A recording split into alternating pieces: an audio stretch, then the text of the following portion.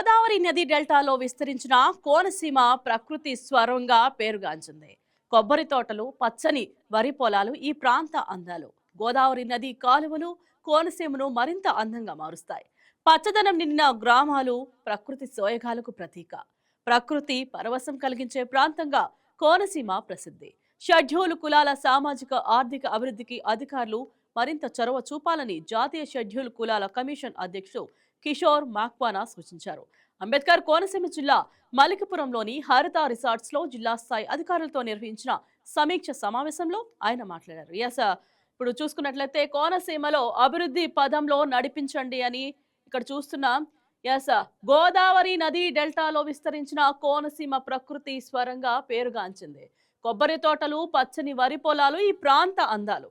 అలాగే గోదావరి నదీ కాలువలు కోనసీమను మరింత అందంగా మారుస్తాయని ఉంది. ఇక్కడ నెక్స్ట్ కోనసీమ అప్డేట్స్ ఏంటో ఒకసారి చూద్దాం. ఎస్సీ వర్గాల అభివృద్ధికి అధికారులు చొరవ తీసుకోవాలి. కోనసీమలో ఎస్సీ సంక్షేమ పథకాలపై సమీక్ష. అట్రాసిటీ చట్టం అమలు పట్ల అప్రమత్తంగా ఉండాలి. ఇప్పుడు అట్రాసిటీ చట్టం చాలా కావాలని పెడుతున్నట్టు అట్లా చేస్తున్నారు. దాన్ని సరైన పద్ధతిలో పెట్టాలి అని చెప్పి ఇక్కడ ఉంది. అలాగే విద్యా ఉపాధి అవకాశాలపై ప్రత్యేక దృష్టి, స్వయం ఉపాధి మహిళా సంఘాలకు ప్రోత్సాహం. ఇక చూసుకున్నట్టయితే షెడ్యూల్ కులాల సామాజిక ఆర్థిక అభివృద్ధికి అధికారులు మరింత చొరవ చూపాలని జాతీయ షెడ్యూల్ కులాల కమిషన్ అధ్యక్షుడు కిషోర్ మకానా సూచించారు. ఇక అంబేద్కర్ కోనసీమ జిల్లా మలికిపురంలోని హరిత రిసార్ట్స్ లో జిల్లా స్థాయి అధికారులతో నిర్వహించిన సమీక్ష సమావేశంలో ఆయన మాట్లాడారు. అలాగే విద్యా ఉపాధి, గృహ నిర్మాణ, నైపుణ్యాభివృద్ధి వంటి రంగాల్లో అమలవుతున్న పథకాలు లక్షిత మార్గాలకు చేరేలా చర్యలు తీసుకోవాలని అధికారులకు ఆదేశించారు. మరి ఇదే అంశం గురించి special correspondent Venkateswararao phone in live లో సిద్ధంగా ఉన్నారు. గుడ్ మార్నింగ్ వెంకటేశ్వరరావు, చెప్పండి. ఇక్కడ చూసుకున్నట్లయితే జాతీయ షెడ్యూల్ కులాల కమిషన్ పర్యటన ఎలా సాగింది వెంకటేశ్వరరావు? Good morning Indraja. అంబేద్కర్ కోనసీమ జిల్లాలో శనివారం జాతీయ SC commission chairman Kishore Makwana పర్యటించారు జిల్లాలో. అయితే ఈ నేపథ్యంలో జిల్లా అధికారులంతా కూడా మలికిపురం మండలం దిండి హరిత రిసార్ట్ లో ఏర్పాటు చేసిన సమావేశంలో జిల్లా అధికారులందరూ పాల్గొన్నారు. ఈ సందర్భంగా ఏదైతే కిషోర్ మక్వానా ఉన్నారో ఆయన జిల్లాలో ఎస్సీ సామాజిక వర్గానికి అందుతున్నటువంటి సేవలు, అభివృద్ధి పథకాలు, అదేవిధంగా ఎస్సీ అట్రాసిటీ చట్టం అమలు తెలుసుకున్నారు. అయితే కొంతమంది తనకు ఫిర్యాదులు అందాయని, ఎస్సీ అట్రాసిటీ చట్టం సరిగ్గా అమలు కావట్లేదని ఫిర్యాదులు అందిన నేపథ్యంలో ఆ చట్టాన్ని పటిష్టంగా అమలు చేయాలని, ఎస్సీ అట్రాసిటీ చట్టం ఏదో దాన్ని దుర్వినియోగం చేయొద్దని కూడా చెప్పారు. అదే విధంగా ఎస్సీ సామాజిక వర్గానికి చెందిన వారు ఎవరైతే ఉన్నారో వారంతా కూడా విద్య, వైద్య, అదేవిధంగా గృహ నిర్మాణ, నైపుణ్యాభివృద్ధి రంగాలలో వారికి ప్రత్యేక స్థానం కల్పించాలని కూడా ఆదేశాలు అయితే జారీ చేశారు. అలాగే జిల్లాలో ఎస్సీ వసతి గృహాలు ఎన్ని ఉన్నాయి, అక్కడ అందుతున్న సేవలు, వారికి అందుతున్న సేవలు తదితర విషయాలు అడిగి తెలుసుకున్నారు. ప్రతి ఎస్సీ సామాజిక వర్గానికి చెందిన విద్యార్థులకు పరిమితికి మించి హాస్టళ్లలో అడ్మిషన్లు ఇవ్వద్దని, ఏదైతే పరిమితికి లోబడి వారికి విద్యార్థులకి అడ్మిషన్లు కల్పించాలని చెప్పడం కూడా జరిగింది. అలాగే కొత్త వసతి గృహాలు కూడా నిర్మించాలని, జనాభా నిష్పత్తి పెరుగుతున్న నేపథ్యంలో వారికి కొత్త వసతి గృహాలు కూడా నిర్మించి వారి విద్య ఆర్థికంగా అభివృద్ధి చెందేందుకు కృషి చేయాలని కూడా సూచించడం జరిగింది. అలాగే ఎస్సీ సమాజ వర్గానికి చెందినటువంటి మహిళలు ఎవరైతే ఉన్నారో వారికి డ్వాక్రా పథకాల ద్వారా, ఎస్సీహెచ్, మెప్మా, అదేవిధంగా ఎస్సీ కార్పొరేషన్ ద్వారా జీవనోపాధి కల్పించే యూనిట్లు నెలకొల్పి వారి ఆర్థిక అభివృద్ధికి తోడ్పాటు చేయాలని కూడా చెప్పడం జరిగింది. ముఖ్యంగా ఏదైతే ఎస్సీ కాలనీలు ఉన్నాయో ఆ రోడ్లు అభివృద్ధి చేయాలని, అదేవిధంగా తలసరి ప్రతి ఒక్కరికి రోజుకు 55 సురక్షిత మంచినీరు అందించాలని కూడా చెప్పడం జరిగింది. దీంతో పాటు జిల్లాలో ఏదైతే పథకాలు ఉన్నాయో పథకాలు అమలు తీరును కూడా అడిగి తెలుసుకోవడం జరిగింది. ఎస్సీ సామాజిక వర్గాలకి వైద్యం కూడా అందుబాటులో ఉంచాలన్నారు. వెంకటేశ్వరరావు, విద్యా వ్యాప్తి దిశగా ఎలాంటి చర్యలు తీసుకోవాలని ఆయన సూచించారు.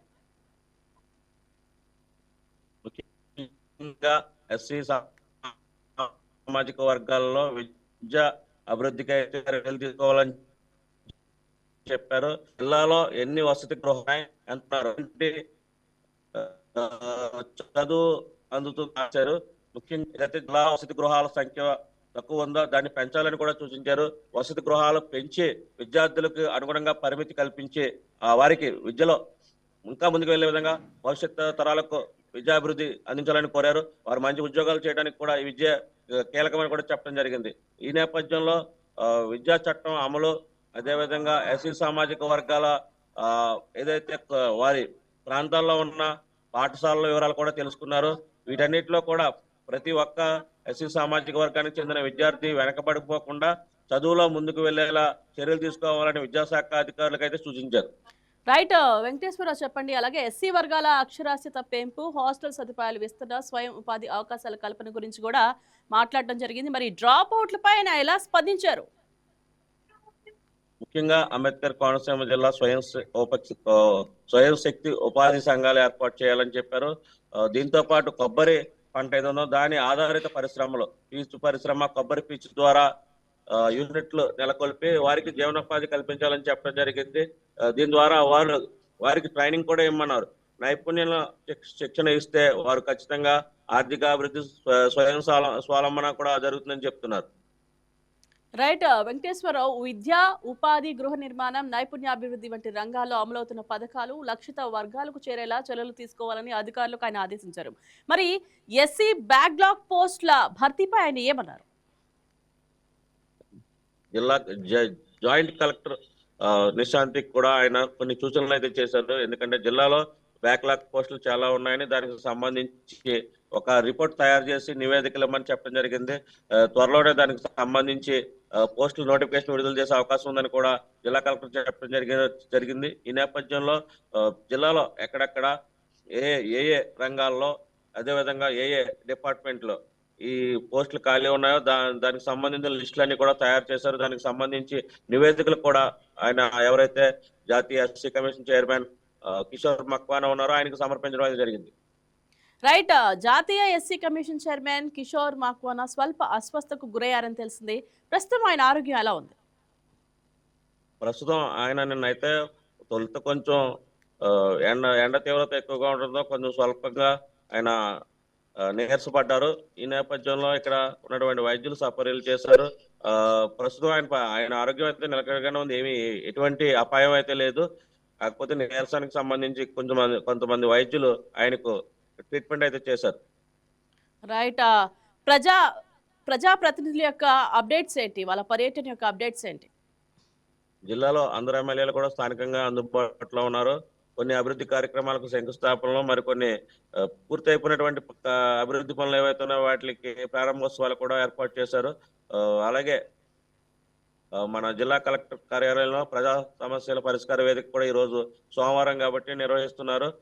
వివిధ మండలాల నుంచి తహసీల్దార్లు ఇక్కడ చేరుకుంటారు. ఇక్కడ రెవెన్యూ క్లినిక్లు ఏర్పాటు చేసి భూ సమస్యలు ఏవైతే ఉన్నాయో సత్వరమే పరిష్కరించేలాగా వారైతే చర్యలు తీసుకుంటున్నారు.